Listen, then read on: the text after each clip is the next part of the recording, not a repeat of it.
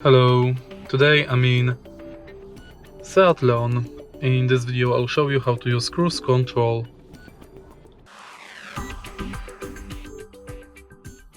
In the beginning, let's take a look behind left side of the steering wheel.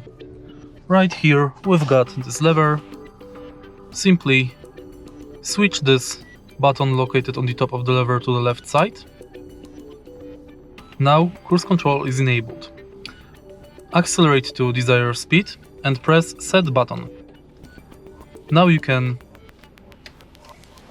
let the acceleration pedal go, and to increase the speed press set plus button. To decrease it press set minus button, and to turn it off switch this button off.